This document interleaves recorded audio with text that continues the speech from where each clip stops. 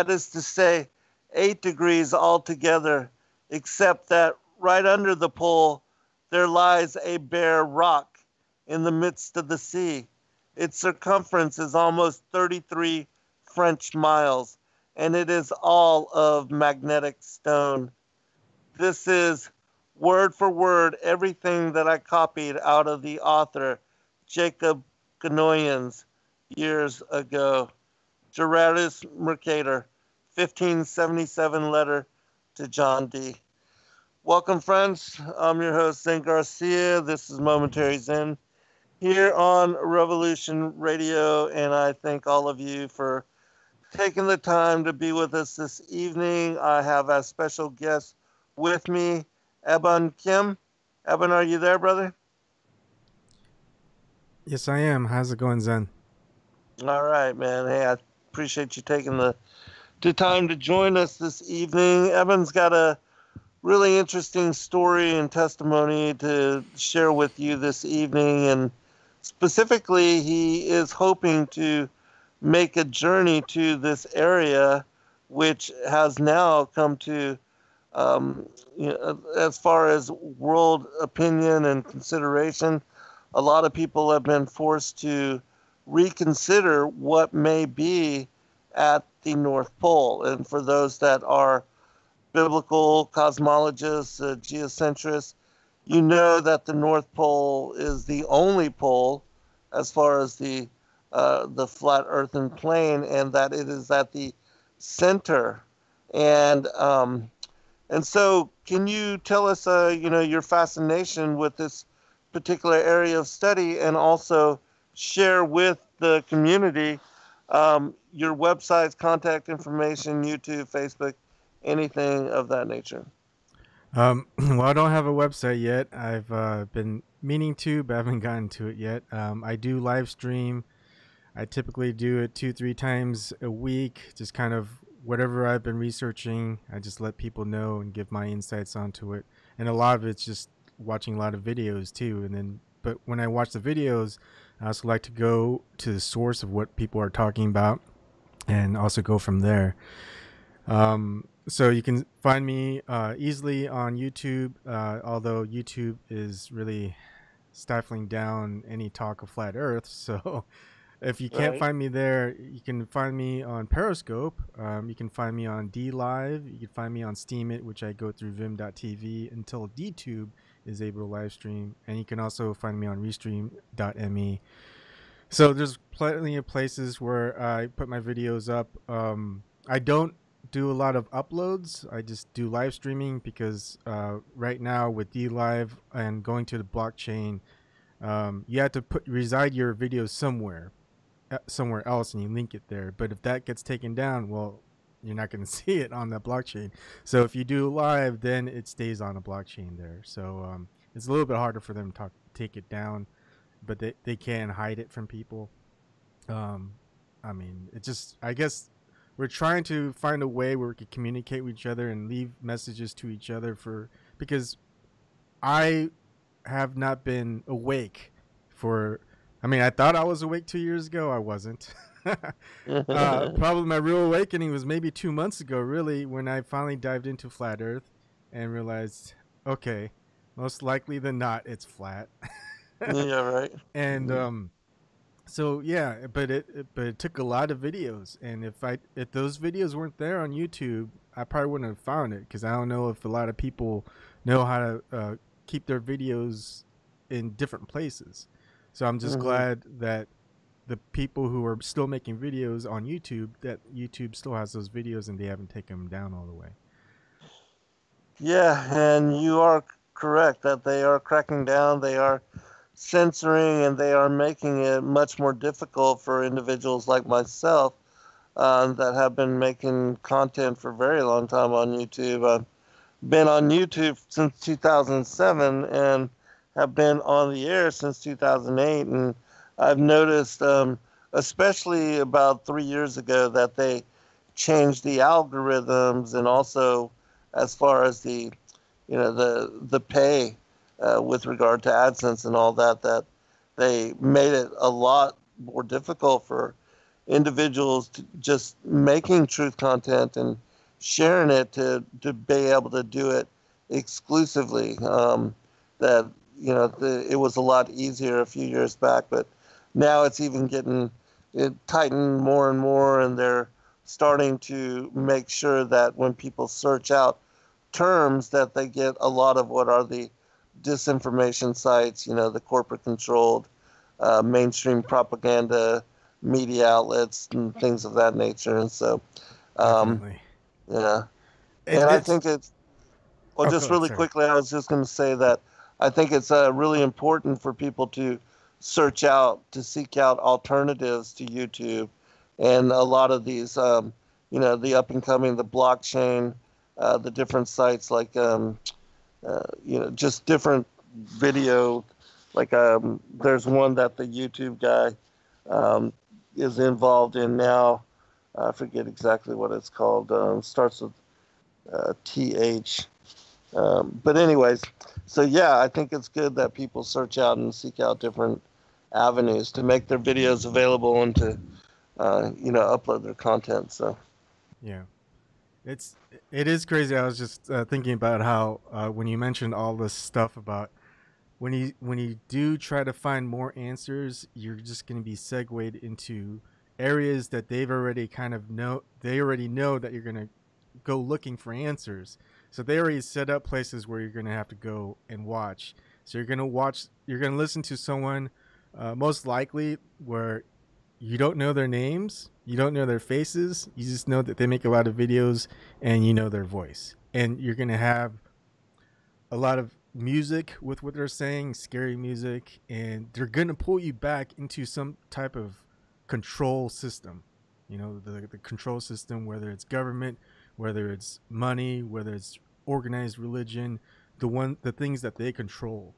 So, one of my thoughts that I've been really, really contemplating on making, very similar to Mark Sargent's um, clues videos, flat Earth clues, mm-hmm. but it's going to be a video about the layers of awakening, like the process that I Yeah, came about of awakening. There's so many layers you have to go through, but what you're going to end up noticing and seeing, and it feels like everyone else who's gone through this awakening process, they go through the same thing, and right. it's just very eerie that everyone goes through the same thing, and I won't say I may not agree with Mark Sargent on everything. I mean, flat Earth is one of the last conspiracy theories you kind of dive into, but after that, you just realize that you can explore anything because they've hidden everything for you from you. You know?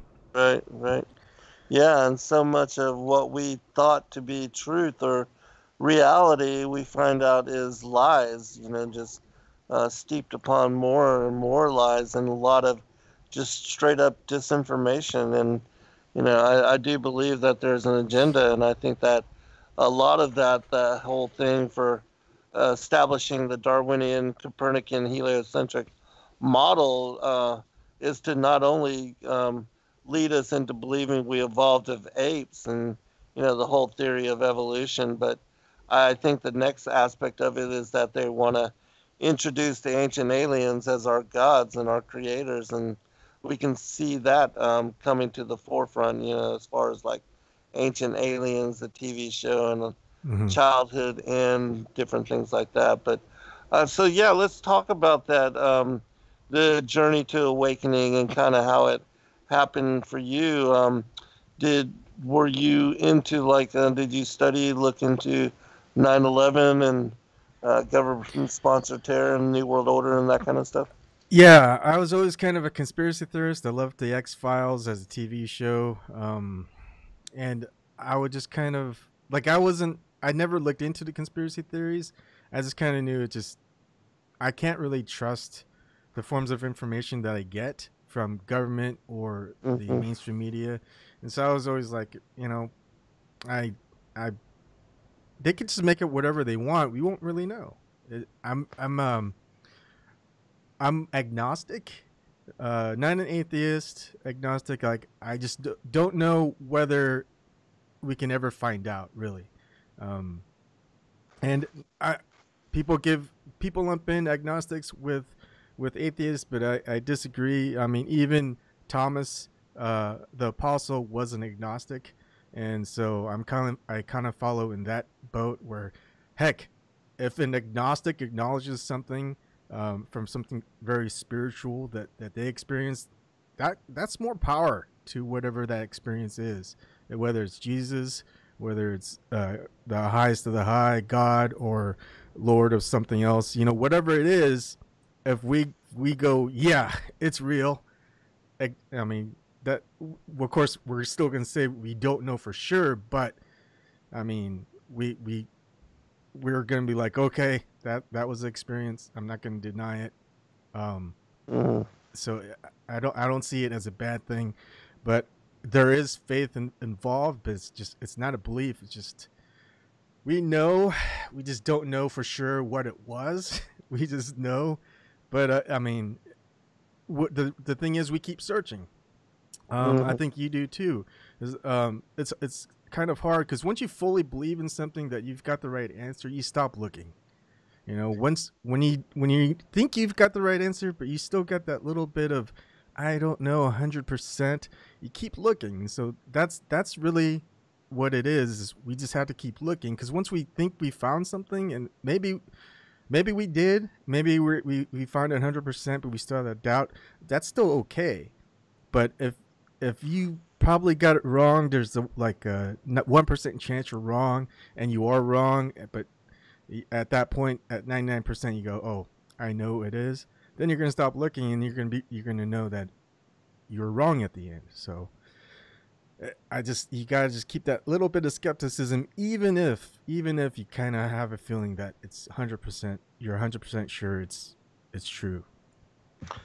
We're all always learning. The whole thing about life is that there's always stuff to learn, and nobody's got it all figured out. And so, but I do agree with you that the journey to awakening is similar, that the steps are similar, and that even for myself, early on, when I first ran away from Christianity and the faiths of my forefathers and the traditions of my elders, I moved on to atheism and agnosticism, and also moved into shamanism and things like that, and had to really come full circle till I was brought back to prophecy. But certainly, I think it's similar for everybody. Even my son went through this kind of similar journey. But once you come to know, as far as like biblical cosmology, and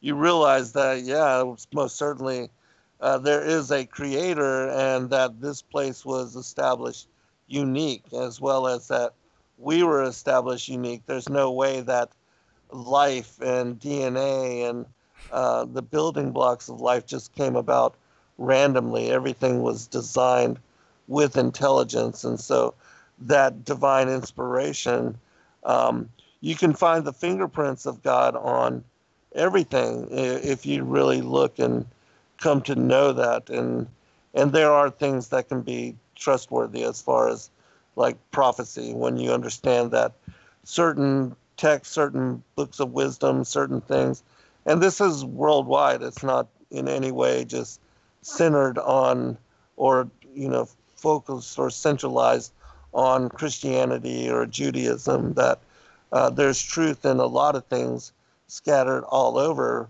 but we have to also realize that there's another power at work here as well, and that the fallen angels and legion, they have also been working since the very beginning in order to establish pagan and counterfeit theologies, and that they are working to promote the dark side and to muddle up the truth of what is connected to the light, in the same way that the light is revealing itself and exposing the dark side.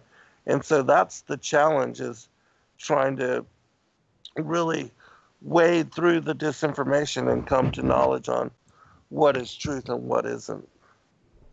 Yeah, and I think that's a good thing though, because when you get fed so much information, you just kind of learn to know which one's most likely disinformation.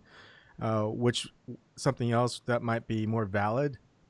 And it usually has to happen with something that you experience that you know was real. For me, it was ayahuasca, and so whenever something that I'm researching kind of lines up with what I experienced through ayahuasca, it's like, okay, there's a connection here. I'm gonna follow it. Otherwise, there's really no connection. I just pass it by. I mean, there are things where I've watched videos, I've listened to people before I've taken the ayahuasca experience, and I was like, oh, this is when I thought I was awake too, and it's like, yeah, I'm not gonna follow this guy, this person. It's just crazy talk. And then after the ayahuasca, nothing is by chance. Nothing's really a coincidence. It's all there for you to see. You gotta just pay attention to the signs, and once you see the signs, you're like, I mean, it's to me. If I was listening to myself talk like like a half a year ago, I would thought, man, I just turned crazy, right? And so it's just a weird feeling, but I know I'm doing the right thing. I know I'm going down the right path.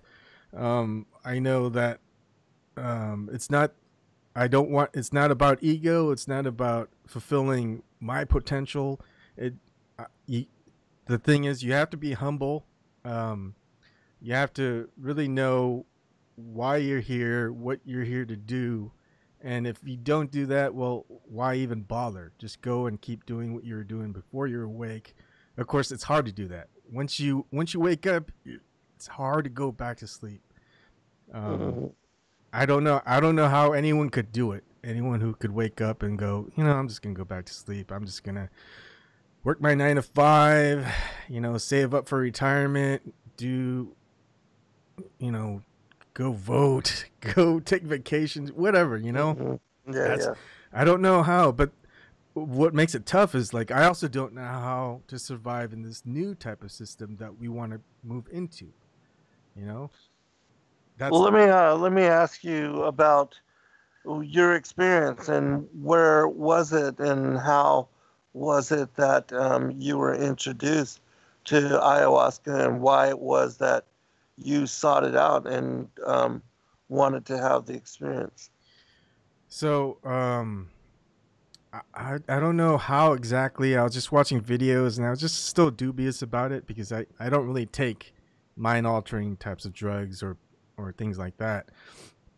I mean, like I don't even do it for recreation. It's just I prefer be to be very focused on just knowing things, learning things, and Hmm. messing with stuff, and just building things, being creative. And um, I feel like I've taken pot before, and I didn't like the experience. The experience was weird, but I didn't like the experience. I didn't like the after experience. It's just like when you're getting drunk. It's like I don't really like getting drunk, and I also don't like the hangover. So why would I do it? Hmm.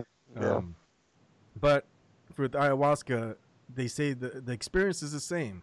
Like if you once you take it, you're gonna experience something and that everyone experiences. And I didn't want too much details because I want to know what that experience that everyone experiences, right?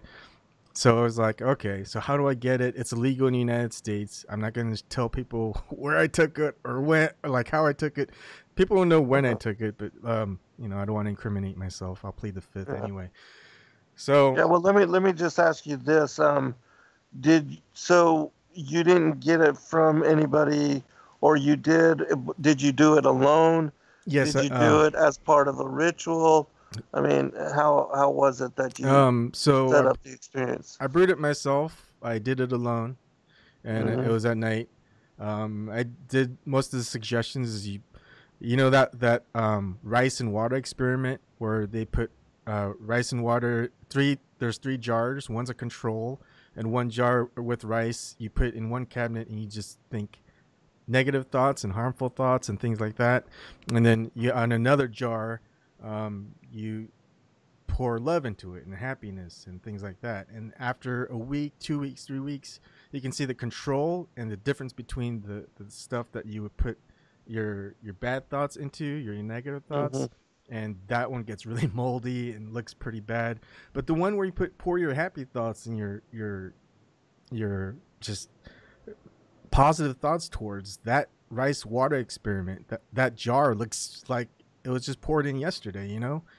And so, That is that's very interesting. Can you elaborate on that experience? I mean, that experiment, because I've never heard of that, but I do oh, know, like, you know, in that movie, What the Bleep, that your thoughts and your intentions that plants, you know, also feel, and that the water, the vibration on a microscopic level, that it will, um, you know, with beautiful and loving thoughts, there's really sacred geometrical patterns and stuff, and then if you send thoughts of like hate or, you know, antagonism or anything like that, that there's really scattered and disruptive and those kind of patterns. So I kind of get the gist of what you're talking about, but if you would elaborate on the experiment that you're talking about. okay. So I'm just pulling up something from CSI, CSIOP.org by Carrie Poppy. Basically, Dr. Masaru Emoto, he's a Japanese scientist. He uh, he simply turns normal rice into gross rice simply by yelling at it. And so what people did was they saw this experiment and they go, "Hey, I want to do it because it's pretty simple. All you get is three Uh, jars. You have your control, which all the jars you just pour all the water, same water all at once, same rice, same jars, same cleanliness. You're trying to make everything as equal as possible, Similar, right? right? Yeah. So you got one jar that's a control. You put it in the same cabinet as the rest. Hopefully, that when you take it out, um, it's not sunny outside. It's going to have the same ambient light, whatever. You just want to just create a very neutral environment. So all that you'll pour into is just your thoughts and emotions. So he puts three separate jars into three separate cabinet areas, closes it, and I think either a few minutes a day or a couple times a day. You'd have to look at the experiment, and the positive thoughts, the water and the rice look like there's no mold. There's really nothing bad about it, just by visually looking at it. And then Uh, the control, you've got just your typical growth. A little bit of mold. You can yeah. see the water turning brownish and murky. But then when you open the one with the negative thoughts and energy that you poured into it, that thing looks disgusting. It's like almost 10 times worse than the control. It just looks like someone threw it in the garbage, took it out of the garbage, mixed it in with other garbage, and put it back in the jar. It's just disgusting. And that was just that kind of you know That's interesting. made me just How long? um you could do it for months. Some people just they repeat the experiment. Yeah. They'll do it for a week or two and they'll see the results. Some people do it for like 1 month, 2 months, even 6 months, just to see how long the good positive water Keep it jar vibrant. looks. Yeah. Yeah. And so that made me think, That's very cool. yeah, just how our thoughts go out. Um, it things get affected by it, and so Right. I try not to bring that negative energy to my family, especially my kids. So I'm just doing really my hardest, and it gets really easy to do. Just stay positive all the time, Mm-hmm. and just think happy thoughts. Don't really be because when you get depressed or something like that and angry, you're just gonna mull over it. Just try to find a way to snap out of that, and Yes. and things start, and then it gets really harder to get into that mindset. And I'm grateful for it. And I think if everyone did the same thing, we'd all be at a better place. Yeah, absolutely. I think this is a remarkable experience, an experiment, because I learned a long time ago, just in the things that I was involved in, that really church is not somewhere you go, and prayer is not something that you do, but it's a way of being, and that if you can learn to really focus your thought in positivity that what you send out into the world is what will, as the Bible says, you reap what you sow. Mhm. And the whole thing of dharma and karma is very much real. The energetic and the laws of attraction, magnetism, the electromagnetic universe, that's really how God has established the creation and the inner workings of it, so that what we choose to place our focus on, how we are, how we act, our behaviors, our intent, those kind of things really do manifest our lessons in reality and the kind of things that we attract to ourselves. And that's why it's really important, in my opinion, to select wisely the people and the circumstances and the habitual routines that you choose to involve yourself in.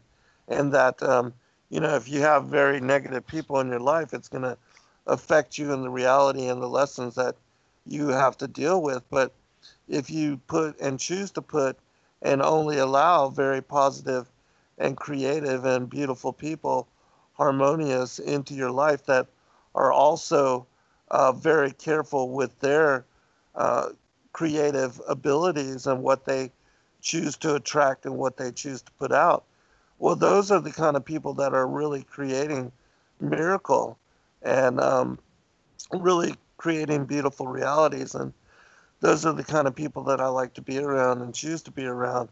And, I try to teach others about their responsibility in the creative process, because a lot of people don't understand these kind of, as far as the laws of attraction, they don't understand their responsibility in creating their own reality.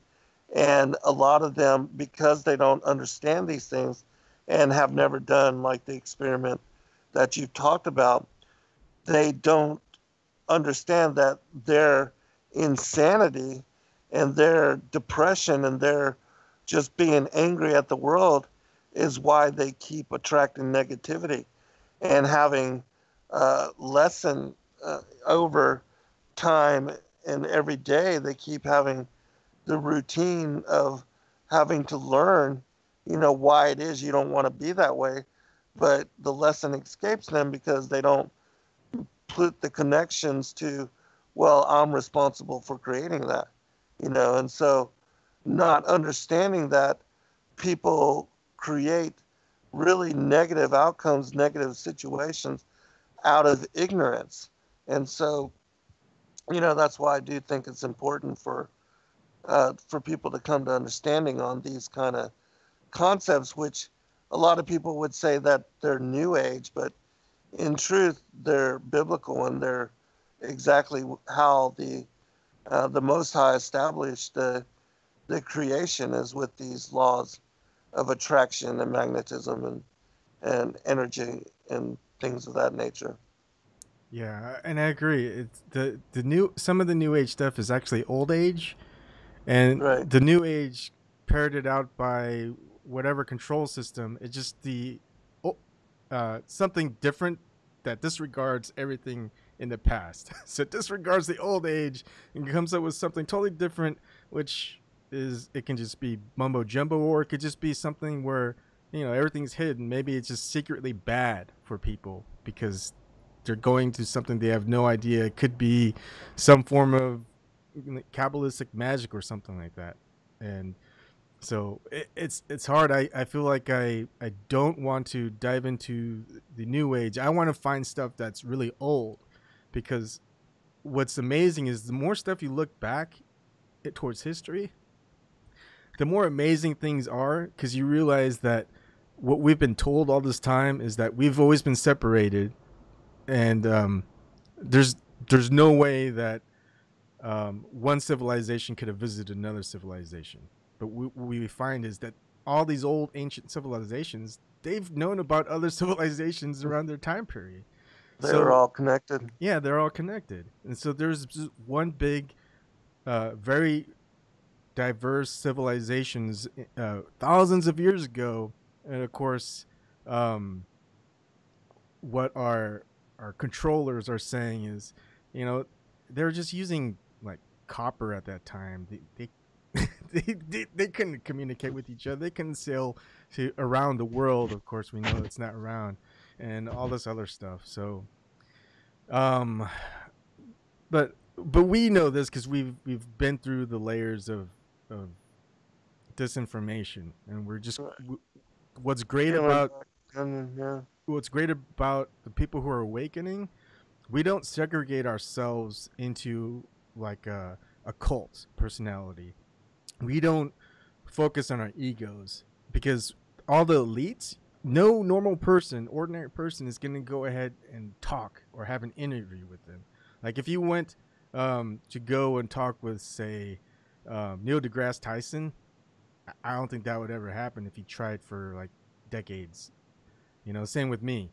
But someone like you, I was able to email me back, and I'm like, awesome. I can talk with Zen, and Zen's done so much work on what I want to focus on, and you're just how great can that be? Yet all this time, the controllers of the systems that we have, they've segregated us where you can't have their access unless you do something for them or something like that. And I don't even know how that goes. Um, so it's great that we're all able to just share our time with each other because one person, no matter how, I mean, we don't live that long anyway, but one person can't know everything. Right, Everyone knows right. different things, have different stories to relate. I'm surprised you didn't know about the water and rice experiment, but I'm glad you know now. But that's something new you can carry on and have a discussion with. And, Mm-hmm. I know I'm going to learn a couple of things where I didn't know before at all. Because I already know I've learned a lot from you from watching your videos and your interviews with other people. So it's Mm-hmm. it's almost like I just have to clear up some things and ask questions where, because who knows if your your thoughts or opinions changed since those interviews that might have been 2 or 3 years ago. So Right, right, it's yeah. good to just kind of re-ask those questions of, is it the same answer as 2 3 years ago? Because 2 3 years ago so many things changed. Right. Yeah, I mean it's only been since 2015 that I even came to knowledge on as far as the biblical cosmology, and that the Earth is flat. And so yeah, there's a lot of evolution in my thought and the interviews that I've done, and I've continued to learn and grow as we all have. But certainly because I have been on the air since 2008, there's a lot of material and a lot of people that especially have been following me for a very long time have seen how I've grown and changed and come to knowledge on a lot of different things. And so yeah, we're all constantly growing and learning, and as you said, nobody can focus on all the different areas. And what my forte and my interest has been is the study of ancient manuscripts. And so that's really where my focus has been. And so I don't really spend a lot of time reading others' work or other people's opinion, but I only focus on studying the very ancient manuscripts and the mythologies and the wisdom texts from all over the world. And so that dominates my time. And because I choose to focus on that, I've learned a lot of things with regard to the prior times and the ancient cultures and civilizations, and how the ancient mythologies and oral traditions tie together with the prophetic timeline and the conspiratorial side of what's going on in the world. And because of that, I've really been able to unify the puzzle of truth, which for a lot of people, that understanding the bigger picture has eluded them, because most people are narrow minded and only study a small portion of what is available with regard to the knowledge and the ancient wisdom. And most people don't even read their Bible, so they don't even understand that side of it. And so There's a lot of information out there, and this is definitely the time, I believe, that the Most High is pouring out the Spirit upon all flesh. And so, individuals like yourself and myself and others that have been, going down the different rabbit holes and examining things and coming to new understanding, especially on the ancient times and the antediluvian age and the, like as far as Atlantis and all of those mythologies, that really they were very much wiser and more knowledgeable and had greater technologies than we do now. And this is something that, has been hidden from most people. And as far as the mainstream opinion, the majority opinion, all of that is skewed. We think that, those people were primitive when they, the fallen angels being here, they were able to create megalithic structures and cyclopean sites and temple complexes aligned to the stars, which we can't even replicate now. So Yeah. who are we to say that they were primitive? Yeah. It's funny because everything gets reversed, inversed, and and just we see that time and time again. That's just another layer of the awakening. We see that happening. And yeah, I'm not surprised. Almost nothing surprises me. Like when it was flat Earth, when I find out that okay, it's flat, it's that most likely it's flat Earth, and I was unlike most people who go through it, I was just like, makes sense, right? I was like, Yeah. yeah, all of this makes sense. Why would they fake everything? Why would they lie and all this other stuff? Is like okay, it makes sense, but some people kind of go down to different ideas. Like it, they lie because they want to control us. But I feel like, well, they could do that with it being a flat Earth. So what exactly is it with being a flat Earth that makes it where they need it to be a globe Earth? And that's where I started focusing on the magnetic North Pole, not the geographic North Pole, not the South Pole, the magnetic North Pole. And the interesting thing is when you start going into flat Earth, they take you to Antarctica. Like most of the focus is on Right. Antarctica. Let's like if it's a dome, we're gonna find the edge of the dome and we're gonna see what's out there. We've got um, the Admiral Byrd saying that there's a territory as large as America, the United States, out there that we haven't explored. And so a lot of people are going to want to go and explore Antarctica because there's a peace treaty in Antarctica. And they're like, there's got to be something there if they've got a peace treaty of all these nations. But the thing Right. is, magnetic North Pole, they just say, hey, it's nothing there. It's just balls of ice, snow, glaciers, whatever. Yet there's a vast difference between the Antarctica or just the southward boundaries and the Arctic Circle because it's almost a dead zone down in the southern areas in Right. Antarctica, right? But in the Arctic region, there's so much life there. A lot of animals, like there's just a almost at least a year of where there's a huge herring population, and all these types of mammals go and feed off the herring. I mean, why would there be so many animals going to the Arctic? And you've got the Arctic, terns. You've got so many migrations with just animals that go to the Arctic. And if it's nothing there, just ice and cold, then why would they go there? It makes no sense. They would use those migrations to go somewhere like in Hawaii or some tropical Right. paradise. But no, it's the Arctic. Hmm. Yeah.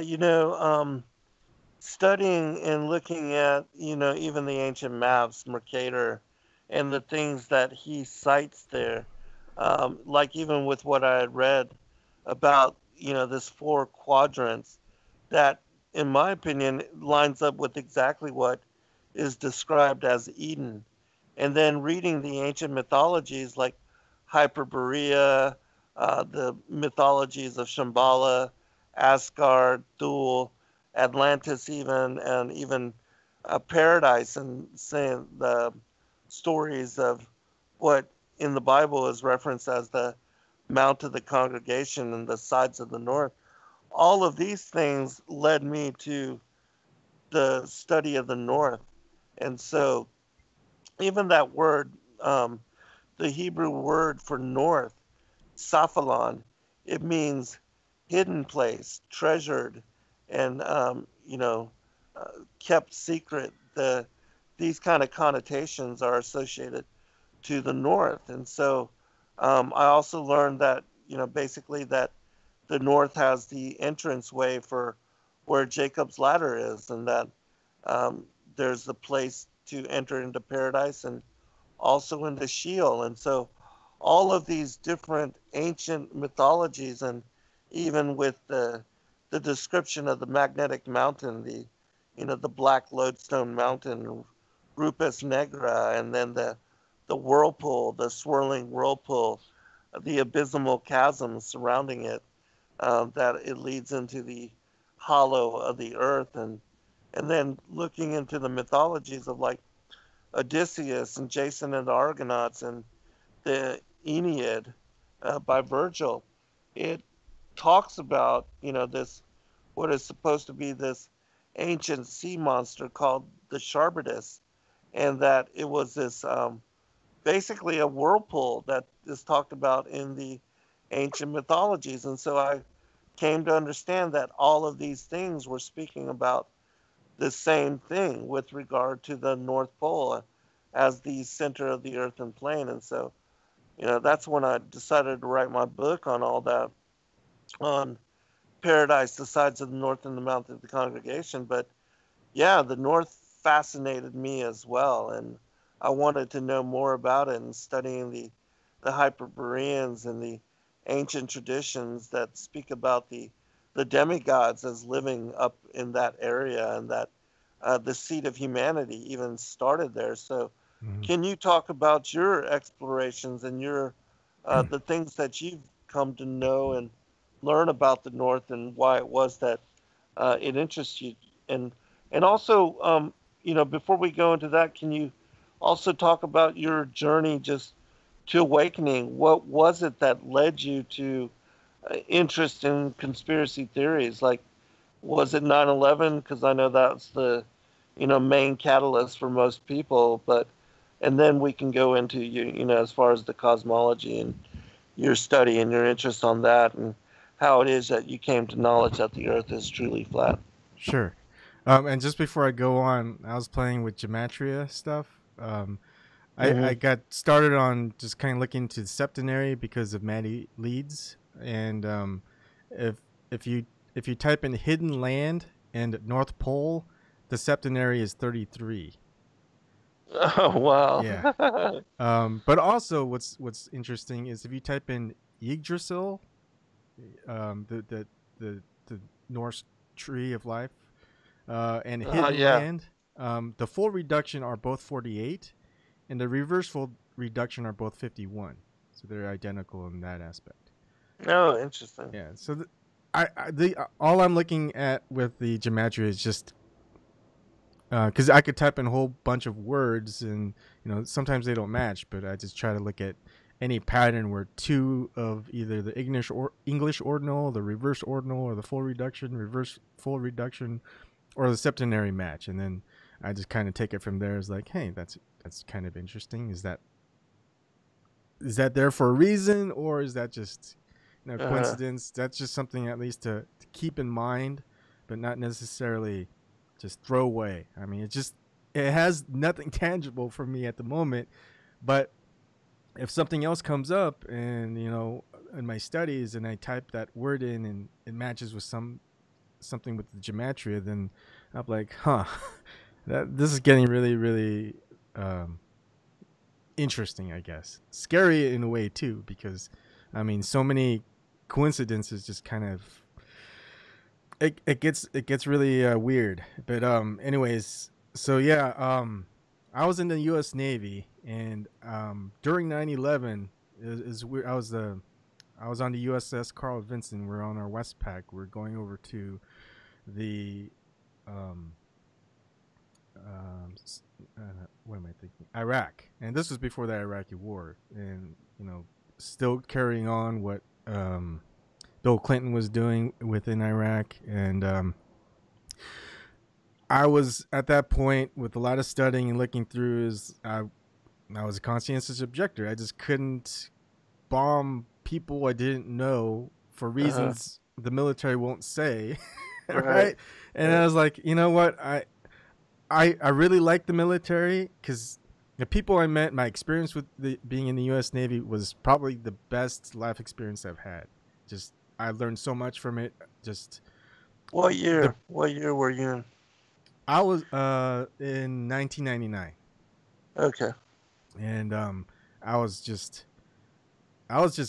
like is because that's a place where you can excel, right? You just know your potential, what you're capable of doing, and they allow that. And then with the realization of, you know, do I really want to kill, like first during A school after boot camp, me and a friend, we were very just gung ho at that point. It's like, you know, our physical shape, we can be in the Navy, the SEALs. Should we become SEALs? And we're just talking about all the time is like, what if they tell us to kill like women and children? Would you do it? And he goes, oh no, I can't do that. It's like, yeah, I can't do that either. Right. So that was like the first step is like, okay, so we're not going to join the SEALs. We'll just keep doing what we're doing. And then it dawns on me is like, okay, you know, being in on a ship to defend the country, I think that's a worthy thing. But when you're going in and attacking other countries and like currently the political reasoning for it is oil. Right. It's like, I don't want to, even if I'm just sitting in that. And here's the thing, when you're in an aircraft carrier, you're pretty much sitting back in the operations area and waiting as the aircraft are launching, sending God knows what to destroy people's livelihoods and their lives. Right. And you're comfortable. You get food, you get stable salary, you get roof over your head. I mean, it's just a comfortable, but you need to obey orders. And I was like, I couldn't do that. But the thing is, to be a conscientious objector, you have to follow in the military. You have to follow a religion. If you're an agnostic or non-religious, they don't say you're a conscientious objector. So anyone who's ever in the military or thinks about joining and files conscientious objector status, they won't validate that unless you are unless you pick a religion. But that was just something interesting to throw in there. So during 9/11, when that happened, it was on our TV screens on the ship, and just something didn't feel right at that point, you know, because I was waiting on a replacement to arrive, someone who will replace me on the ship, because I told them months and months in advance that I'm gonna disobey orders when the time comes when we're gonna go bombing. And so all this practice stuff, you know, the training for the pilots and other people is like, yeah, I'll help, but I'm not gonna take part in it. And so they knew that, and it was a 2-man team. Usually you have a 3-man team with 8-hour shifts. We each had 12-hour shifts. So if I left, the other guy would have 24-hour shift. And even during the times of operation, if they're during ops, flight ops and stuff, if he had to fix something or I had to fix something, we automatically have to have someone else there, the other technician. So that I'd have to be woken up or he'd have to be woken up. So sometimes we have more than 12-hour shifts. So spent all this time waiting, and, you know, 9/11 happened and I said, okay, it's time. I'm going to be disobeying orders. That's all I said. And they go, and the petty officer, you know, just knew my situation. He's like, I know. I'm going to, and then so he went to go get the lieutenant, and the lieutenant goes, told the chief to give me an order, and it was just a simple order. And then chief gave me an order, and I said no. And so, you know, it was a very weird situation, but it was great. I loved the people, you know, in my division. It was great. But that was kind of the start of my journey, is like 9/11, whether it was real or not, I couldn't participate in just carpet bombing some country just on a hunch. Right. And And so fast forward many years later, when the internet starts to take off, I do like to browse forums and just odd things, and I come across things like 9/11 was fake, and or a psyop, or it was an Inside inside job. job. Yeah. Yeah, exactly. Hmm. And I just keep it in my mind as like, yeah, maybe, but we'll never find out the truth. And it's hard to find out the truth. All it is just a bunch of misdirections and just oddities. And and then the weird thing is with every big organized attack that hits U.S. soil, or something like that, or a whole bunch of deaths, there, when you really look into it, and this is with everything, anything with conspiracy theory, there's just weird oddities and flaws, and the official story never adds up. And they don't expect people to go and really look into it. They expect people to see it, hear it, and if anyone disagrees with it, they're called crazies. But I don't know what it is, but I just kept looking into it, and I was like, okay, this all makes sense. It's it's most likely an inside job. Either that, or you have to just say that the government or the military is incompetent, and so incompetent that they let this happen. Yet Right. we're gonna give them more control. We're gonna let them um, violate Yeah. the Extend their Constitution of the powers. United States. Right. They're that incompetent. We need to give them more money and more control. That doesn't make sense to Yeah. me. More power. Yeah. So on that end, it's like, um, it's just there's a more those are reasons to have those attacks, right? If they can Hmm. get more money, more people paying money into it, more people giving up their rights, they'll keep doing it. And so Yeah. I feel like, well, if they're gonna keep doing it, and they can make up whatever they want with media, make up whatever legislation they want with government, what's gonna stop them? No one's gonna stop them.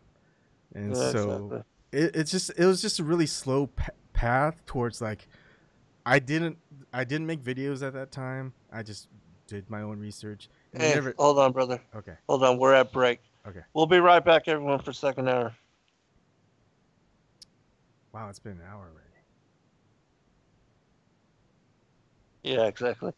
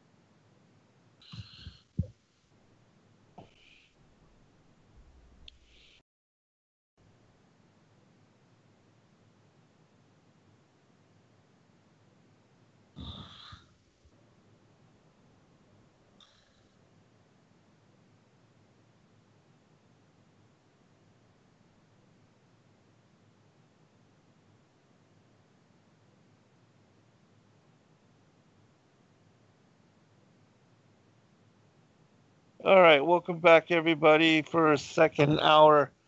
I'm your host, Zen Garcia. This is Momentary Zen here on Revolution Radio. And I have as special guest with me, Ebon Kim. Ebon, you there, brother? Yes, I am. All right, well, let me turn it back over to you and give you a chance to finish up your testimony in as far as your journey to awakening. We're, take it transition into flat Earth whenever. But we've got time, so take your time in covering the story, and then we'll follow it up with how it is and why it is that you believe the Earth is flat. Okay. So to make everything short, I I would just focus on two things that I have to other people that I need to keep doing. One is surpass expectations. Um, People will have expectations of you, and it's usually going to be very low. You can surpass those easily. The expectation that matters is your own expectation, and to actually surpass the expectations of even your own self is to get past your comfort level, get past your comfort zone, get out of that comfort zone every once in a while. You don't have to do it all the time. Just get out of it every once in a while. And also, my favorite is from the movie Gattaca is don't save anything for the return trip. Don't go 50% at something and saying if it doesn't work, well, you know, I have something else, because you're never going to get to the next level. You're going to be play it too safe. You're not going to be fully invested into it in accomplishing those goals. For example, when I was in like Redmond, Washington, Seattle, Washington, that's where I used to live, and I got a job at Microsoft, testing games, except they just needed a fourth person. I was pretty good at video games, but I wasn't like playing professionally. The team that I had and I was playing with is they were like the first, second, third best of the world, right? And I've beaten them plenty of times. Even the best player in the world at that time took over some, and I have so many stories of this. We put money on it, and I beat him twice easily. And like the best Korean player in the world would play, and I'd beat him at the game. And best Japanese player in a tournament, no one played longer than 15 minutes because he was so good. He just beat everyone, and then I played him and I beat him. But that wasn't because What game? I was necessarily good. It was just that I just knew the game. I just knew, it's more knowing something is almost better than being excelling at it, because if people don't know a certain aspect of it, you can take advantage of it. Mm-hmm. Um, you can I don't know what that term is right now, but it's just a really easy to take advantage of someone, no matter how good they are, by just knowing something they don't know about whatever it is that you're doing, or the system, the game, whatever it is. Now, and then the most I ever made was $19.50. I only have a high school diploma. I went to college, pretty much dropped out. I just didn't care for it. I had depression, this whole other story. So I moved to Boston in 2008. I had an outing with my brother. It was just my mother support me. I only had $500 in my pocket, nothing else.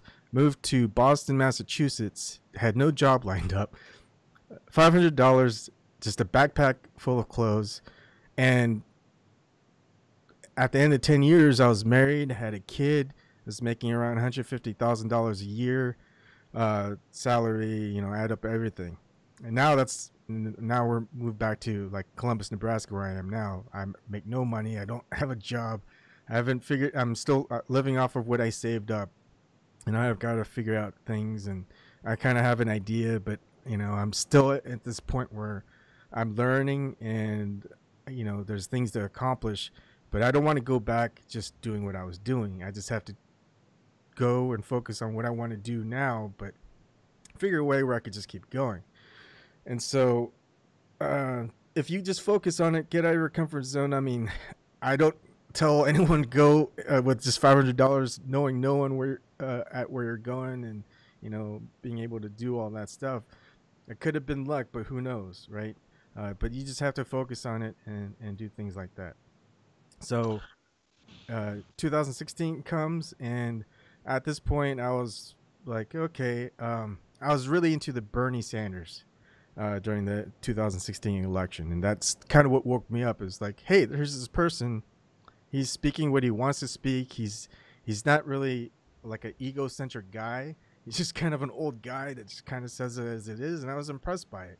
Mm. And then he got cheated by the DNC and Hillary Clinton, and all of a sudden he talked with President Barack Obama, and he came out because he was going into the whole thing is like, even if I'm behind, I'm going to contest during the Democratic convention. And then he talks with Barack Obama, and then all of a sudden he comes out and says, I support Hillary Clinton, and I'm going to keep supporting her and she's going to be the DNC nominee. And I was like, what? Why? I thought you were going to contest it. And so at that point, I was waking up to just like, it's now in your face. The corruption is in everyone's faces. It's out there. I mean, it's hard to avoid it. You'd have to really be so cognitive dissonant, so brainwashed, so hypnotized that you can't see it. They would openly just tell you lies, tell you anything, cheat, just do things openly, and they'll not only would they get away with it, they'll go to prison, and it'd be like for 6 months in this nice little prison. They're out. It's like a child molester, right? A child molester. 9 months, you're out. It's like, what? Mm-hmm. Right. This isn't justice. I mean, if it was anyone else, they'd be in prison for life. And so, that's just, it was just layers upon layers of things where finally I realized, okay, it's peeling back so many layers. It's not like I'm building upon myself. I'm just tearing away the unessentials. It's kind of like how Bruce Lee would talk about sculpting. You don't add in stuff to make a sculpture. You just tear away all the unessentials, and Right. and what lies underneath is what comes out. Right. So that's the whole thing. Eventually, I tried ayahuasca. That experience, meeting Mother, kind of being humbled, seeing everyone goes through it. Everyone feels that same pain that she bears. You meet her the first time you try it, and every time you take it, I've only taken it twice. You get You get lesson from her. First time, you know who you are. You know why you're there.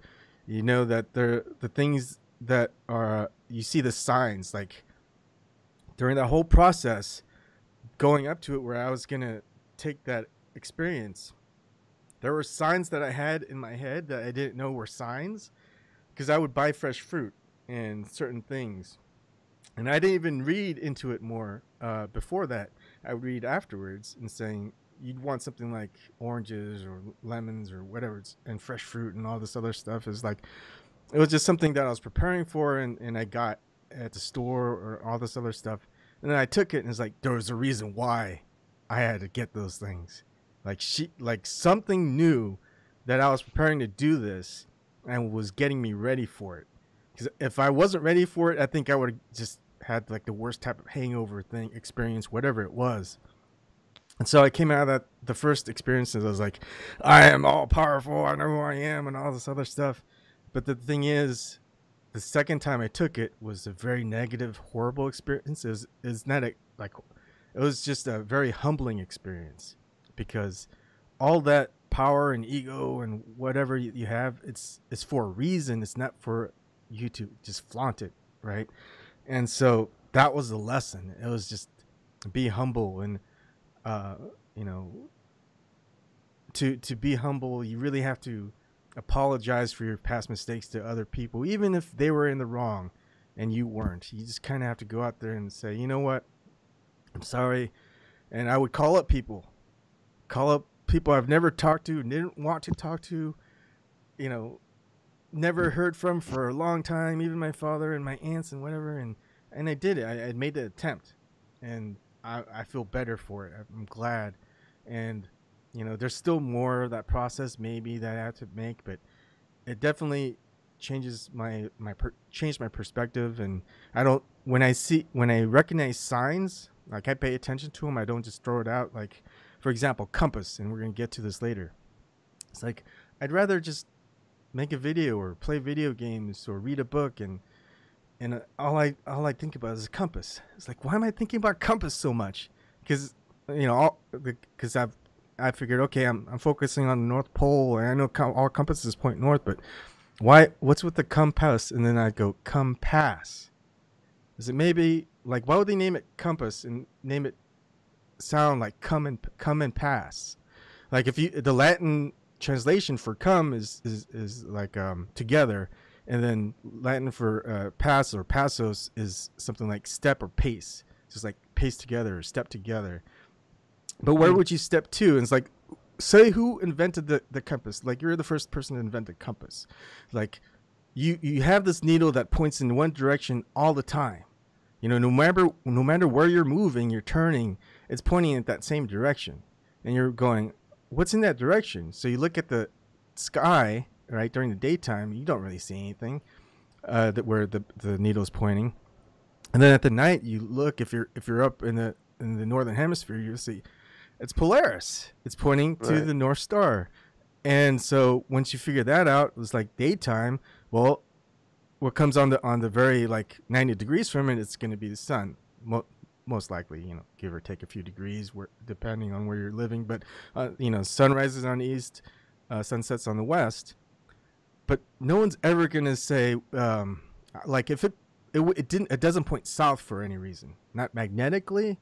And there's no fixed point. So if it did point south, how would you know where it's pointing to? There's no fixed point in the stars. The sun or the moon or the whatever doesn't rise or set from south all the time. So there's something definitely interesting with the compass, the name, why it points north all the time. And the reason that they would name it like that is just interesting, and something that, like, it doesn't get out of my head very much.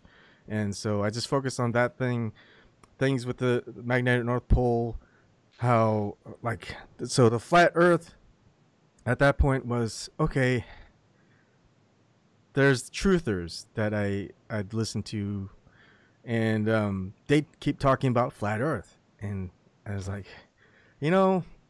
I've always, like, I didn't really care about what people thought of me. So I was like, okay, let's look into flat Earth. Because, I've went down almost every rabbit hole. There's so many rabbit holes. And what's funny is the mainstream media went, because, like, I can debunk NASA, how NASA fakes everything. And, moon landings were fake. And what's funny is mainstream media, every time they go, oh, he thinks NASA and the moon landing was a hoax. What's next? He's going to be a flat earther. I was like, why do they keep saying that? They always say that. It's like, why do they always say that? But it's true.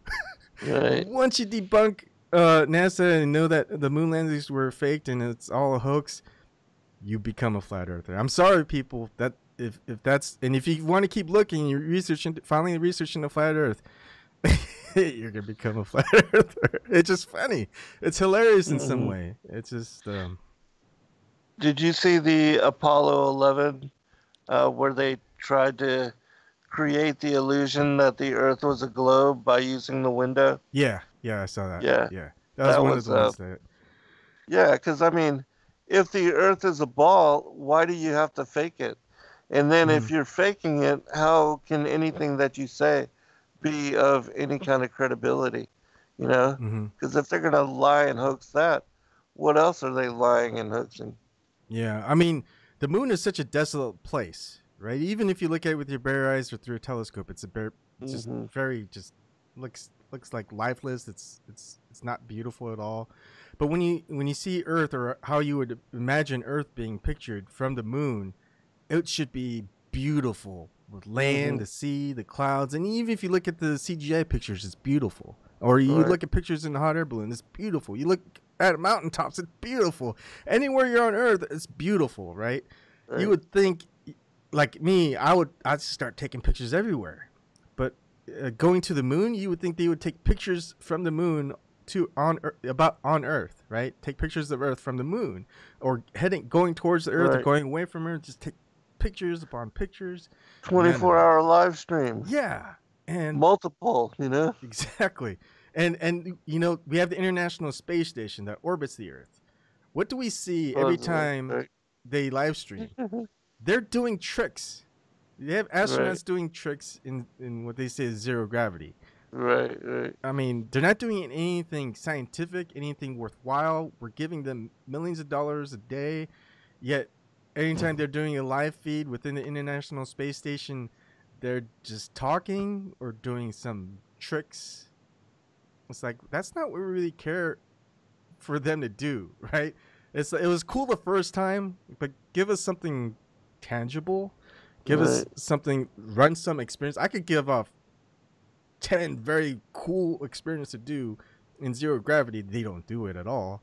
Right.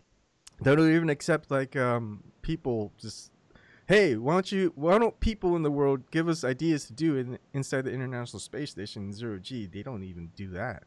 Mm-hmm. So when we get to the magnetic North Pole, we have all these videos on the moon. In the moon, that's what 216,000 miles away.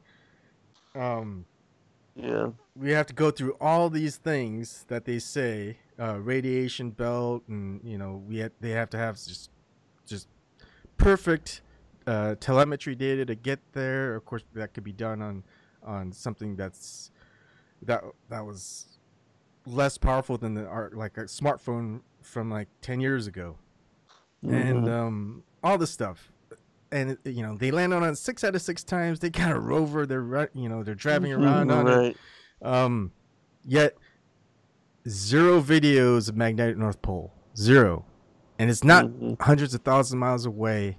You know, it's no more than like 3,000 miles away from most places, and nothing. We could go through the harshest things, weirdest things in space, yet we can't get to the magnetic North Pole just to see what it's like. You think that would be an important thing, and when I researched it more, they say the magnetic North Pole is weak magnetically. That the place in Florida they created like in 1999 something that was 2 million times more powerful than Earth's magnetic pole. 2 million times. But of course, we never see these weird fluctuations of a compass just starting to point towards like Florida. We always still see it pointing north, even though the magnetic North Pole isn't as strong as what they say they just created. So it just like all these fluctuations of the magnetic North Pole, how it's moving, I don't believe that. Would they say how weak the magnetic North Pole is? I don't believe that. I mean, even if it's that weak, it should be somewhat strong. And I would say, like, what if there's just something like that magnetic force accumulated different types of metals, like ancient metals even?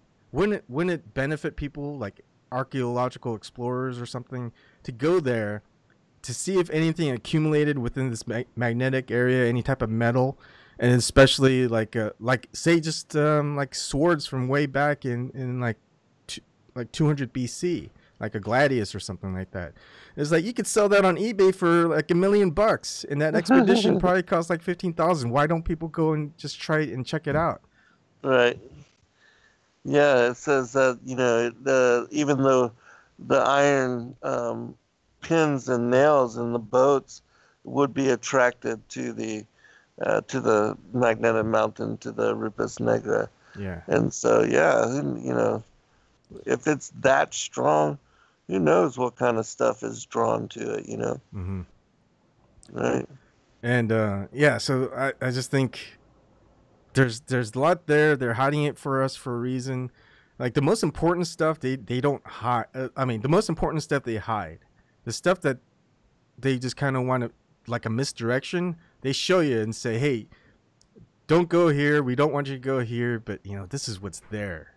Right? Mm-hmm. Magnetic North Pole, nothing's there. You don't even want to go there Right. because nothing's there, and it's dangerous. It's super dangerous. Yet a lot of accounts and reports is that it doesn't really get super cold. It actually gets warmer, and Right. and it stays brighter longer, right? Rather than it it being darker because you'd be moving further away from the equator where the sun's Hmm. would expose more. So it just feels like there's an anomaly there, and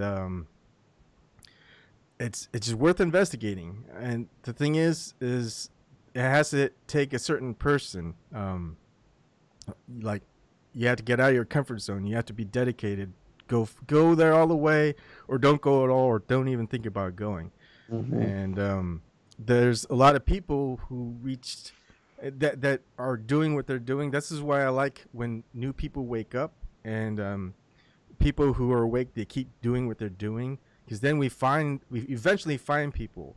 Like I found I found Mark Sargent, I found a lot of different people who've woken up and just kept going. It's like it's such a great resource. We could go and talk to them, email or call, and just kind of just get their information, rather than just them taking a blue pill and going back to just their 9 to 5 jobs and whatnot. Right.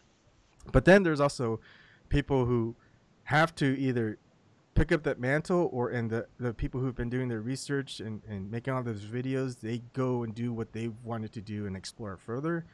Or there's the new people who wake up, they either do the same thing or they are going to have to go even further, because eventually we're all going to have to, someone's going to have to act, someone's going to have to Right. take over all the things that they're lying about and actually do like the experiments, go and do the explorations, The go. old war explorers, Yeah.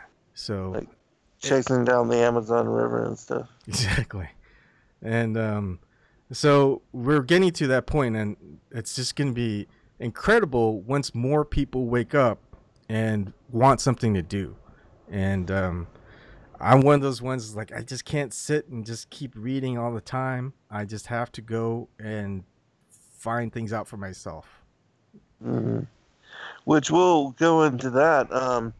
But it reminds me of like, the different people that were exploring and looking for El Dorado and all these different ancient cities and all these megalithic structures hidden by the jungles and, megalithic temple complexes. And now there's all this underwater archaeology taking places for places like Yonaguni. And supposedly there in Cuba, there's these huge megalithic temple complexes at the bottom of the ocean. And there's all kind of stuff. I believe that there's more stuff that we haven't discovered than has been discovered, and that there's just so much of it. Um, but yeah, I do agree that we need people to just go and check it out and to push it and to let us know. And so you are planning Mm-hmm. a trip to the north Yep. and to the Arctic region. And so, can you talk about that and how and why it is you want to do it, and also how you foresee being able to accomplish that? Well, it's not going to be easy from Well, certainly not. any Yes. point. So I'm doing it alone, and I think there's a good reason for it, because I have one of my lifelong friends since I was a kid wants to, even he doesn't agree with me on anything. He just wants to be there, right? But I can't allow that, because first the path there and probably even the path back is super dangerous. But Right. also when we're there, I think from the like, I'm not there to seek out treasure, right? To become a millionaire. Like, if I wanted to become a millionaire, I just keep having a high salary job, start Right. investing and all this other Yeah. stuff. It's like, I can get to that point. Why do I need to take a dangerous journey? Right. So this journey is to go there. If I can make it in and experience it and get information, pictures, videos out and show people, and it's like all it takes is that to get out to everyone, and it's it's almost game over. It's like flat Earth Right. plus Right. this is what's at the magnetic North Pole. It's just a big double whammy.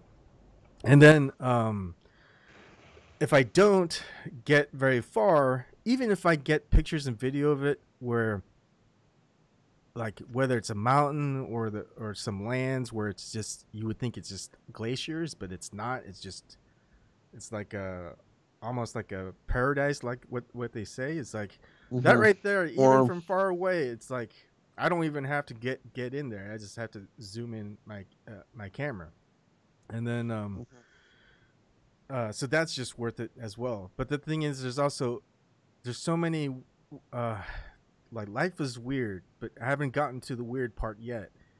Is that the accounts that you where he goes, they always say you have to be a child or at least to have the mind of a child to pass. And those that go and don't turn back, don't fear anything.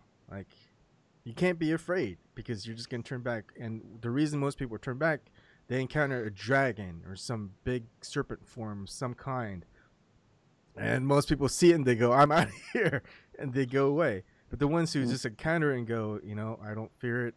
It's either they know it's illusion or that there's someone with them that's gonna protect them, and it turns out to be an illusion. So it's just weird. Like for me now, if I encounter a dragon, first I'm gonna take a picture of it in the video, and and then it's then like, run. yeah, either I run or it's like it's all true. This is all true.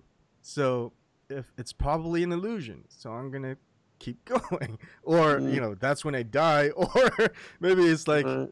I try to devise something whether to see if it is an illusion or something like that. Maybe I'll make like a decoy, and so if the decoy is safe, then I'd figure okay, most likely I'll be safe, or I'll just sneak behind if I can or something. Who knows? I don't know what to expect at the magnet Right. North Pole. That's the problem.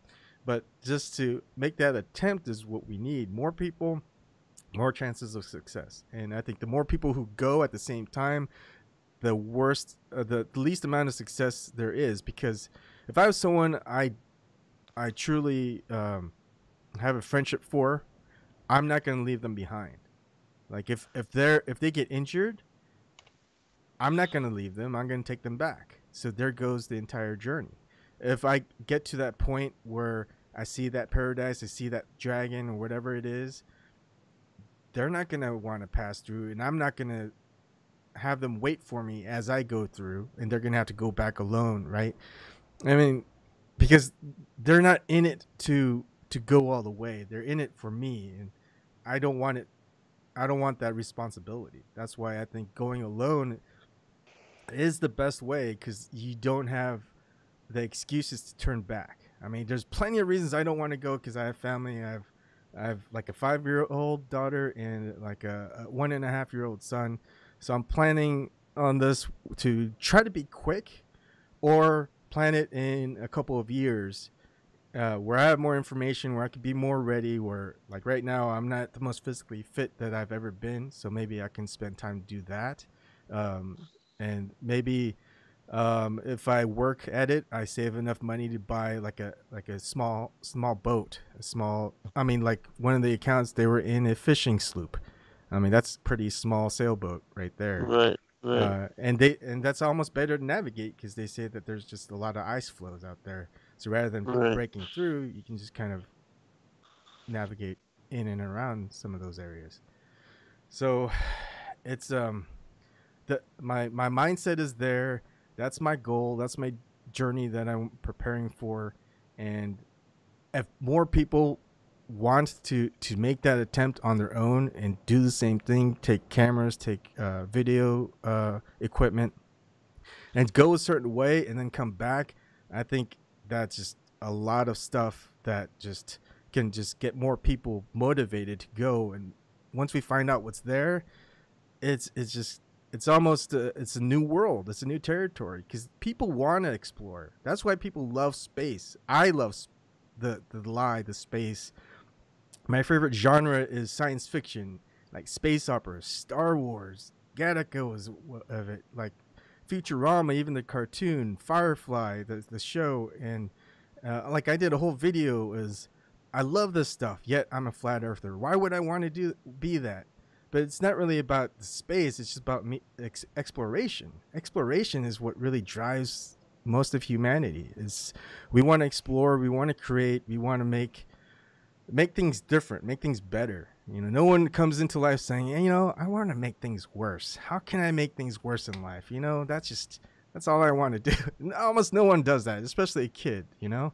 Right. So it's just we got to get back that motivation as a species, um, and just that mindset is just a good mindset. It's a positive mindset, in my opinion, and I think it's good for people because a lot of people just kind of repeat the same cycle every day for months, for years, and they don't do anything new. They don't get out of their comfort zone. They don't see a purpose in life. I mean, is the purpose in life to just make money, retire, and have a high view of from people that they know? You know, it's Hmm. is that it? Just if that's it, I'm like, no, it's not it. It'd be too much of a disappointment. I mean, even the whole evolutionary stage thing, which I don't agree with. I mean, like they say, dinosaurs have been around for hundreds of millions of years, and some of the scientists go, you know, some of them evolved to birds. Like our chicken was probably a dinosaur. So what they're telling us is that if humans, we've been around for hundreds of thousands of years, not even hundreds of millions, that after hundreds of millions of years, we're going to evolve into some flying creature that we're like a tenth the size of. I mean, isn't Uh, that ridiculous? yeah, absolutely. Yeah. Especially when you consider they say we evolved of monkeys or apes, and yet the monkeys and apes are still with us, you know. Mm, So, and where's the whole missing link? And why haven't they changed into humans? yeah. So, but you know, with regard to like kids, you know, when I was with my friends, we used to always love just going out into the woods, you know, just exploring the woods and climbing trees and topping the next mountain and just seeing what's on the other side. You know, there's that inquisitiveness, that uh, wanting to explore and look at and check out the world around us. And I think that especially with our having to reconsider a lot of what we thought we knew of the reality, and especially with the North, since all the mythologies, the Mount of the Congregation, and you know, the Eden land around that area, and there being an entrance even into the interior of the Earth, which I do believe that's in the interior. The interior is where Sheol is, but still, you know, the smoking god, the what you were talking about, how they took a small sloop and were able to enter into and found a benevolent race of giants. I mean, who knows, you know, but just the whole idea of exploration. And then also, with regard to the ancient cultures and civilizations, the mythology with regard to the Atlanteans and the Asgardians and the Hyperboreans are that these particular people lived in the north, and that is the origin of culture, high culture, and high society. That it had its roots and its foundations, that paradise was found at the North Pole. William Warren, you know, a Baptist minister, wrote a whole book about this and talked about, you know, all the mythologies from around the world that spoke about these people that lived there in the North and how they had just far surpassing um, our technology, our culture, our civilization, that really, instead of being at the height of civilization now, that we are really at the lowest point and the most degradation as far as the collapse of what was, and um, being lost and split off and separated from what was the old ancient cultures where they had just incredible knowledge and high technology and greater capacity than, you know, we can even do now. I mean, just the fact that you look at the kind of buildings we built, and even I don't know if you started looking into the whole Tartaria Yeah. Yeah, I'm stuff, coming but across I mean, Tartaria. yeah, I mean the whole Tartarian empire and civilization and all that, and the free energy devices and Mhm. the things connected to that civilization, and that was just wiped out a couple hundred years ago. I mean, Yeah. And it's just just mind to blowing. add in with William Warren, what people don't know, William F. Warren, he wasn't just that, but he was also the first president of Boston University. So a lot of people go, credentials matter. You can't just listen to some guy on the internet. This guy was the first president of the University of Boston, and not just for a little time, 30 years. I mean, I don't think there's Hmm. anyone out there that has credentials like William F. Warren. So Right, you want to right, talk trash about like the ancient stuff doesn't matter. This guy spent his lifetime on it, and he was a president of one of the most prestigious colleges in the world. Not just the United States. I mean, Boston University. A lot of hmm people go. I mean, Massachusetts has so many colleges, and Boston University is a big one. And so, yeah, right. I just like to add that in there too, because like it doesn't matter. I mean, we're all people's. I think a lot of flat earthers just get excited when someone with like some pedigree kind of joins the club and stuff like that. But that really doesn't matter. But if it has to impress people to wake people up, we got to. I think that's one good reason for it. Because I mean, it's like, hey, what's your credentials? You only have a high school degree. Yeah, but the stuff that I'm looking at was written by a person who is the president of the Boston University for 30 years. What are your credentials? hmm So Right. Well, with regard to credentials and PhD and diplomas and degrees and all that, in my opinion, that just shows the level of your indoctrination and your brainwashing into supporting the whole system and the matrix of illusion that has been established to keep us ignorant and dumbed down and separated from what is real and what is sacred and what is truth. And so, I don't have any great respect. I have a college degree, but as far as PhDs and all that, I don't give any more respect to people that have those kind of letters and those kind of degrees and those kind of things behind their name. In my opinion, it just shows that they're more a slave to the system than most people are. yeah, um, there's a lot of questions I want to ask you if we've got time for it. Yeah, sure. We've got some time, so go ahead. So in the what do you think? Like, I would say the reason that the governments and media and whoever just hides the magnetic North Pole from us. Um, do you think they know exactly what's there? Do you think they have access to it, free access, or do you think it's like they just they can't access it and they don't want anyone else to access it? Like, what do you think is just the degree of involvement with the controllers who don't want us to know what's at the magnetic North Pole? I think there's two levels to it. I think that one is that there's a spiritual component to it, and that, people that have ill intent or that are, um, like New World Order elites, that perhaps there's a spiritual barrier that, especially for the whole thing of entrance into paradise. Like even in the Bible, it talks about how the two cherubim were put into place with this flaming sword guard to keep people away from the tree of life. But that, the entrance into Sheol, that would be a different thing. But I do believe that there's a spiritual component to it, almost like what we see with the Wonder Woman and that island, Mm-hmm. how there was that kind of facade, that illusion that kept the outside world from knowing what was there.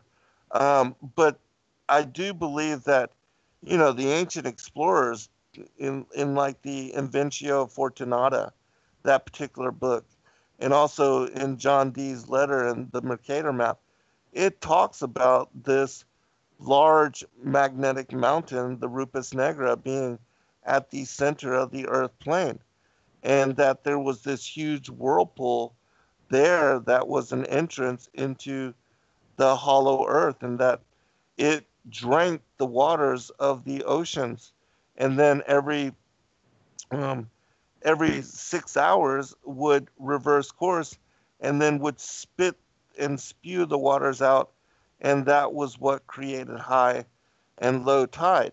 Mm-hmm. And so, and then in the mythologies, like for instance with Virgil and the Aeneid and Jason and Argonauts and also Odysseus in the Iliad, it speaks about them encountering this whirlpool, which they believed it was a sea monster called Charybdis. But still, when you understand the intricacies and the detail of what we're dealing with regard to the real cosmology, then that is what connects to what these ancient mythologies are actually alluding to. And so I do believe that people can go and visit and see as the ancient explorers did because they did encounter these kind of things. And so, um, whether there's some kind of spiritual component that keeps people out or protects these areas from, but still, random people have come across, shared in their experiences and their testimonies as to having encountered these areas. And then there's, interesting manuscripts like the Colburn Bible, which speak about this particular area, especially in a text called the Scroll of Thothis, which I cover in great detail in a show you can find on YouTube, the Scroll of Thothis, Thothis, and it speaks about the giants and the Cyclops and these different people living in around that area. And it speaks about that also in the mythologies of Odysseus, how he and his men encountered this Cyclops and were caught in his cave for a long time until they were able to trick him and take out his eye and um, they climbed on the belly of the sheep to get out of there.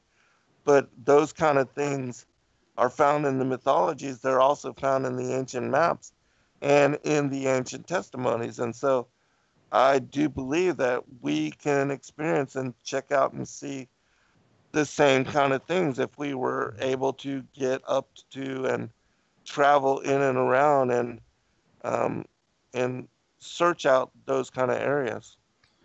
And for those who say, it's just all a myth, the thing is a lot of those stories are shared across different civilizations from thousands of years ago. I mean, is it just Right, coincidence they came with the same story, the same objects, the same types of the things that they would encounter on their journey, which is, and names might change, but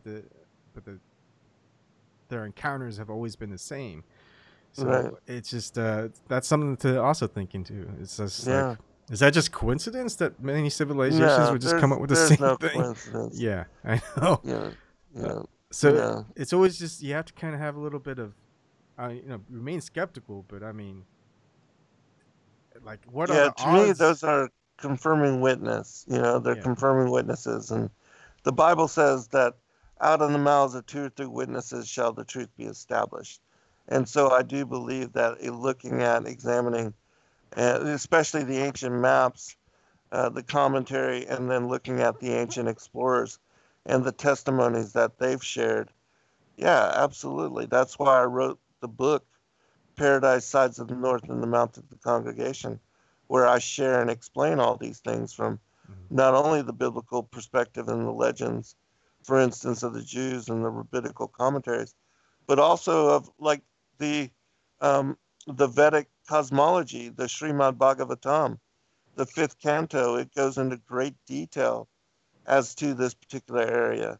Bhumandala, it speaks about, same as in Eden in Genesis chapter 3, this four quadrants divided by the four rivers and all joining together and to be funneled by this indrawing sea. And that this indrawing sea, every 6 hours, it will reverse course and spew out the waters of the ocean. And, it creates the tides, the high and the low tides. And so, yeah, I absolutely believe that these kind of things are there and can be witnessed if somebody can get there to check them out. Yeah. And that's where I'm just using the swastika a lot. because I think that might have been a representation of The the black sun, yeah, yeah, the interior sun, because they've got them everywhere. Every civilization has that symbol. right, It's not like someone said, "Hey, that's an interesting symbol that they had. Let's make our own version of it." right, There's a reason for it, and right. And so even though, most people associate the swastika with the Nazis and with the Fourth Reich and the Holocaust and the decimation of the Jews, it was an ancient symbol before they ever started to use it. yeah, And it was a reference to this hollow sun, this interior sun called the Smoky God in that particular work. That the two fishermen that went down there and speak about this, and that actually came out in the South Pole, which, in my opinion, shows that there's a connection between the North and the South within the interior of the Earth. But but that, I think also that the the um, borealis, the aurora borealis, that it has connections to this particular phenomena as well. yeah. And then you have, like, the ancient stories, Journey to the Center of the Earth, that in similarity talks about some of this stuff. Now, another thing that I wanted to ask you is, and of course, I kind of have an answer from speaking to you on the phone before this. Is the what's there? Is it evil? Is it good? Is it both? Is it like what is it to expect? Like if there's something imprisoned there, which um says please free me, like do I free it or do I keep it imprisoned? Like, but I guess it's all up to judgment at that point. But then it's so hard because the evil seems to always lie in the shadows, lie and whatever. So I mean, maybe it's just for me just to observe and not make any action, right? But still, am I encountering demons, angels, god, devil, whatever is the demiurge? What, like, there's everyone has so many different opinions. If we do get there, what's there to encounter? Is it gonna be paradise? Is it gonna be hell? Like, Well, yeah, and according to the ancient mythologies, in my opinion on the subject, is that paradise we will only be able to go to after we leave our bodies. That there is most certainly a spiritual protection on gaining access and entrance to paradise. And like I said, the flaming cherubim are put into place to protect the tree of life. And paradise is above the vaulted dome of the earth. It's said to be in the third heaven. And you can't go there in the physical, that only after death and only if you are worthy. But Sheol, on the other hand, the hollow earth entrance, the abysmal chasm, what is described as the bottomless pit. The angel of the bottomless pit, Apollyon and Abaddon, which means the destroyer, that is Satan, the demiurge, also called Saklos and Samael, the angel or the viper of God. He's in the Targum in chapter 3. Samael is the name the angel, the feathered serpent, which beguiles Eve and impregnates her with Cain. And Cain is the firstborn son of the devil, and he is the progenitor of the wicked bloodlines, the devil's children here upon the earth. And also in the mythologies, it describes in Isaiah chapter 13, and also the Cave of Treasures in the Book of the Bee, that the giants are imprisoned in the interior of the earth and the locust army, and that these supernatural deities will be released at the end of days in order to bring the wrath of God and judgment upon those not written into the books of life. And so, in my opinion, these, even though in the Smoky God it presents them as being, the giants that were encountered were benevolent and did not in any way want to harm the two individuals that went down into the interior of the earth. It is said, and is historically has been tied, that the giants are cannibals, and that they eat the flesh and drink the blood of humanity. And that's one of the reasons why God, when he restored Noah and his family and brought the flood on to wipe out the giants, because that's what the flood was brought on the world for, was to decimate the giants and not humanity. It says in the second book of Baruch that 409,000 giants were killed by the flood, and it was specifically to wipe out the cannibalism and the blood drinking that was going on during that time. And Noah was given a new covenant that, before then they were vegetarians, but he said that they could eat the meat so long as it did not have the blood within it. Mm-hmm. And so that was a new covenant that was established with Noah. And so, in my opinion, if you go into the interior of the earth, you're gonna meet with the devils and the demons, but that the North Pole itself is Jacob's ladder, and there is a portal both that the higher angels and the lower angels legion are both using them and have access to that area. And so you could encounter both, good angel or bad, and I think a lot has to do with your intent, but certainly pray yourself up before going in there. Yeah, I We got one more minute, brother. okay, sure. I guess is if I found the access easy, like the entire journey that everyone says is saying it's difficult, that it's really not difficult. Do you think you would take that journey? I would not go into the interior. As far as going around the North Pole and around that area, Mm-hmm. certainly I would check that out and explore it, and I'd love to see it. Just make sure you're not on a boat when the indrawing sea is, Yeah, sucking in all the oceans of the world and yeah. draining into the interior. But yeah, I think it would be a fascinating place to explore. And, there's also said to be there a lot of creatures and, beings that are not, that we don't have access to. And so who knows what you would meet there. And I think that if you are in relationship and aligned with the Most High God, that He will protect you no matter where you go. But, again, that all depends on your intent. Yeah. Thanks for all the information and wisdom, and uh it's just it's really difficult because there's no one else really to talk to about the Zen. Did you know Yeah. that? It's like you can't talk to just I mean, if there is a profession out there, they don't really relate to the public. It's probably private study.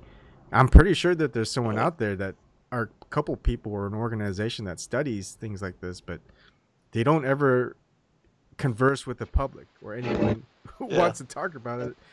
Yeah. It's so I'm very grateful that you allowed me to talk with you and get information out of you, and please keep going.